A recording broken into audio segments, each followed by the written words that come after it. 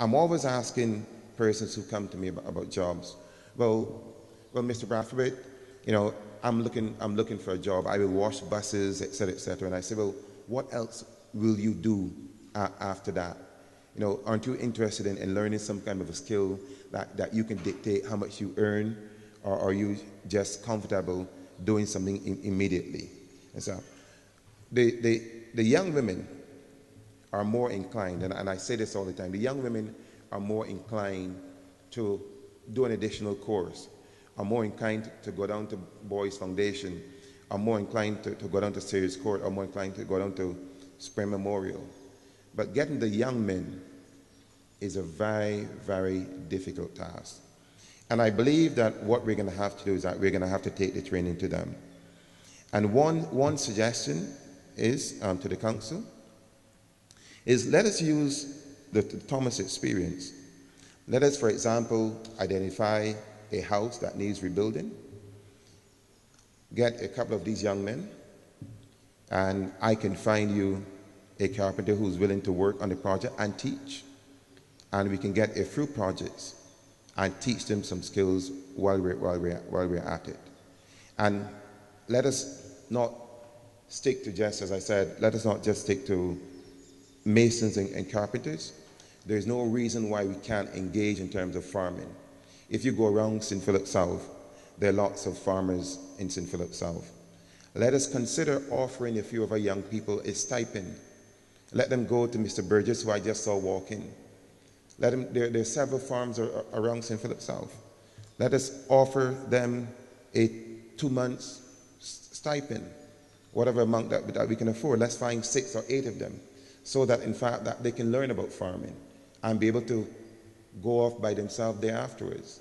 There are many people in this country who are making decent.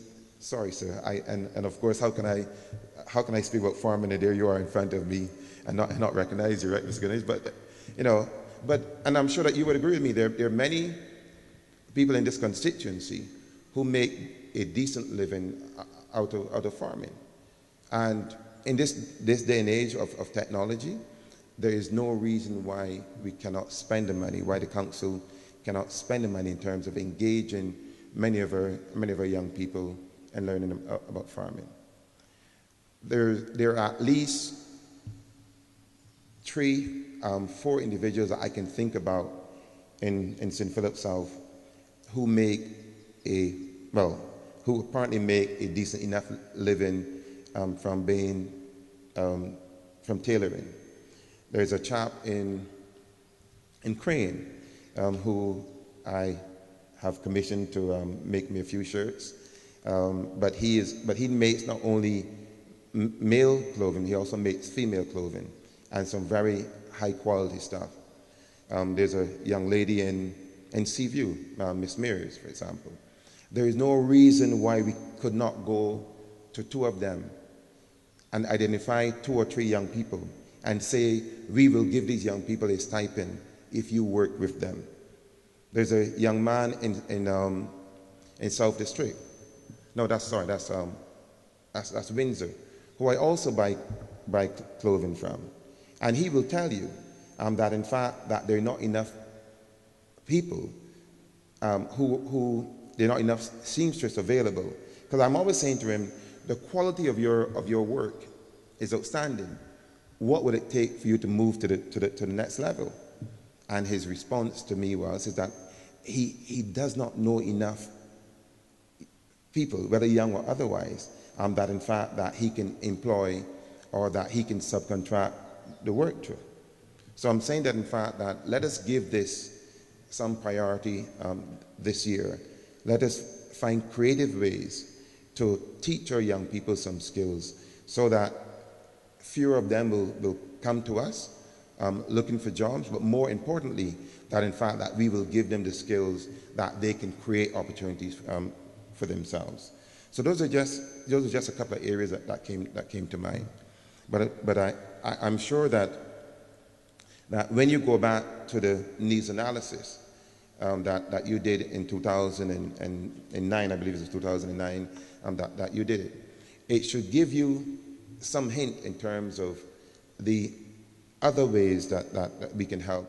in terms of bringing more employment to St. Philip South. And of course, the obvious thing is that we can encourage more of our neighbors to use more of our entrepreneurs. And that's part of why we did the needs assessment.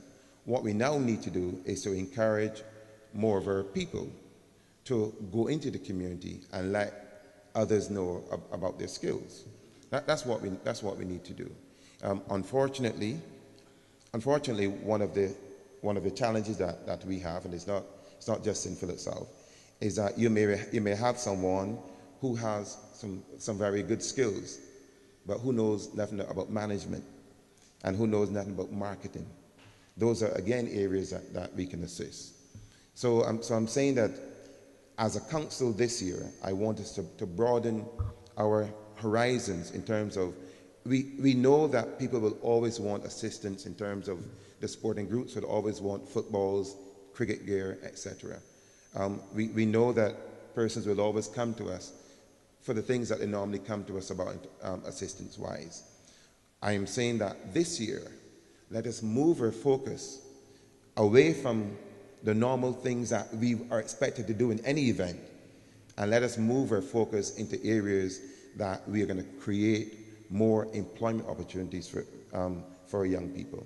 So I want to challenge you, the council, that when you do your report next year, that in fact that you'll be able to report that you worked on my suggestion, and that in fact that there were training opportunities afforded to the young people in St. Philip South, and the successes that have arisen as a result of them. And I am sure that I see, for example, last year that the Crane Hotel had young people from the SJPP on the training attachment to them. I'm sure that there are other businesses in St. Philip that we can probably tap into and seek training opportunities for our young people. There is no reason why we should not do it, and I want you to give that your focus this year.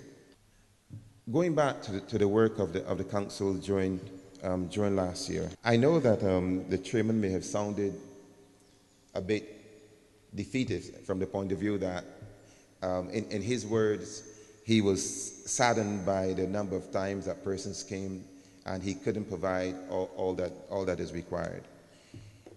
I am fairly sure that in fact that as the economy of Barbados picks up, and now that government without doubt has the confidence in the workings of the council, and now that the councils themselves have the confidence in themselves and know that they can in fact deliver, that no doubt that we're going to find that our budget in terms of what will come to the councils, no doubt you'll find that they will increase.